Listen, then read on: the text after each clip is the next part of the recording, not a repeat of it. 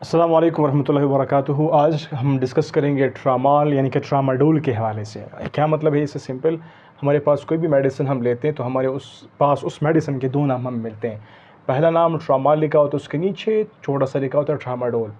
तो असल में वैसे भी हम लोग ने दूसरे मेडिसिन, जो दूसरा नाम है मेडिसिन का, उसको ही देखना होता है। एनीवेज़, तो ट्रामाडोल की हम बात कर रहे हैं तो समझो भाई ट्रामाल आप इस्तेमाल कर रहे हैं या फिर कोई भी आप मेडिसिन ले रहे हैं, उसके ऊपर अगर जो भी लिखा है लेकिन दूसरा नाम अगर उसमें ट्रामाडोल है, तो ये हमारे बॉडी में ये क्या है, बॉडी में काम क्या करता है और किस तरह से काम करता है, कितनी मिकदार हमने इस्तेमाल करनी है, उसके साइड इफ़ेक्ट्स क्या है और हमने कोई अल्टरनेटिव अगर हो तो भी क्या लेना होता है।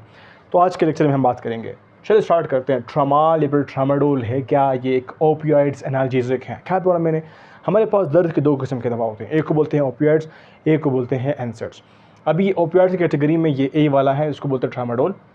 ये दर्द को ठीक करता है और ये मॉडरेट या सेवर किस्म का अगर दर्द हो, मतलब हल्का सा हो या फिर शदीद किस्म का दर्द हो, उसको ठीक करने के लिए ये इस्तेमाल होता है। और ये अक्सर औक़ात जो होते हैं बहुत, आप समझ गए भाई, दर्द जो बहुत शदीद किस्म के होंगे तो उनके लिए हम इसकी तरफ जाएंगे।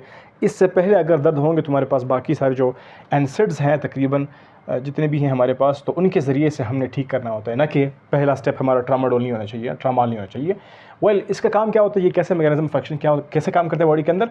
ये म्यू नामी रिसेप्टर और इसके साथ DIP, descending inhibitory pain pathway, इन दो जगहों पर जाकर के दो मैकेनिज्म के ज़रिए से दर्द को ये ठीक करता है। म्यू कहाँ पर होते हैं? हमारे ब्रेन में कुछ रिसेप्टर्स होते हैं जिसको बोलते हैं म्यू रिसेप्टर्स।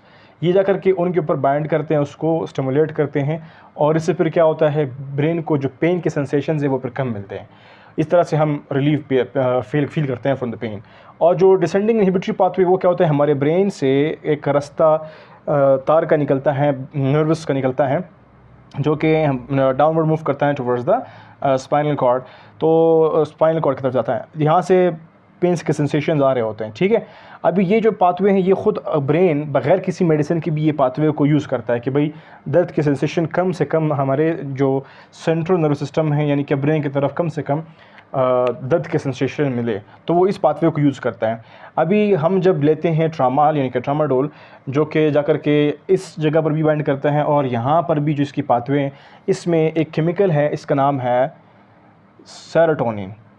ये इस सेरोटोनिन केमिकल को इंक्रीज़ करवाता है और ख़ास तौर पर इस पाथवे के अंदर इंक्रीज़ करवाता है। तो फिर क्या होता है, ज़ाहिर सी बात है, ये पाथवे किस लिए था? ख़ुद ब्रेन यूज़ कर रहा है, पेन के सेंसेशन कम उसके पास आ जाए, तो अभी हमने इस पाथवे को हेल्प किया सेरोटोनिन की कंसंट्रेशन बढ़ाने पर। तो जब सेरोटोनिन की कंसंट्रेशन यहाँ पर बनेगी, साथ में नॉरएपिनेफ्रिन भी है, तो उससे क्या होता है कि जो ब्रेन जो पाथवे हैं उसका ताकत बढ़ जाता है। तो इस तरह से जो पेन की सेंसेशन है वो बहुत कम फिर मिलना शुरू, मतलब ख़त्म होना, कम होना फिर शुरू हो जाते हैं हमारे ब्रेन की तरफ।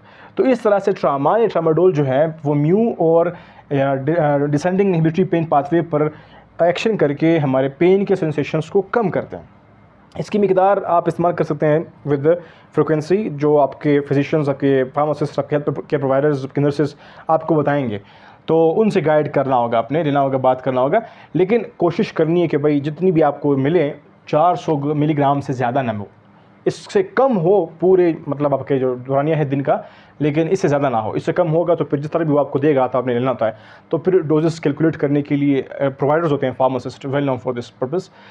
तो उसके बाद हमारे पास साइड इफ़ेक्ट्स बहुत सारे होते हैं इसके, लेकिन चंद एक जो बहुत कंसंट्रेशन के हामिल हैं, दैट इज़ डिपेंडेंस, यानी कि अगर आप बार बार यही इस्तेमाल करोगे तो फिर आपकी बॉडी आदी हो जाएगी इसको लेने की और बाज़ औक़ात फिर अपने काम भी छोड़ लेती हैं। और अगर इसकी मिक़दार ज़्यादा होती है तो फिर ये पैर जो हमारी सांस की नाली, उसको सांस को भी रोक सकता है और झटके भी हमें फिर लग सकते हैं इस तरह से, और हार्ट रेट के ऊपर भी इसका बड़ा काम है। और साथ में जो वो है गनुदगी भी आपको करवा सकता है और आपकी माउथ जो है वो भी खुश्क हो सकती है।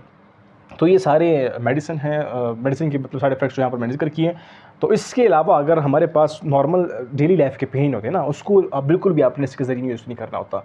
तो शदीद किस्म के अक्सर हमारे पास जो प्रोसीजर्स होते हैं, लाइक सर्जरी वगैरह, उसके बाद हम ये यूज़ करते हैं। लेकिन इसके अलावा किसी को देना ये अहमकाना अंदाज़ है, क्योंकि हमारे पास अवेलेबल है एनसेड्स, तो हमने उनसे अपना जो दर्द है ठीक करना होगा। एनीवेज़, दुआ भी करते रहें, दवा भी लेते रहें और अपने सेहत का ख्याल करते रहें। और इन्फॉर्मेशन अगर अच्छी लगी है तो उसको शेयर कीजिएगा with your friends and family. Thank you for watching doctor UT lectures.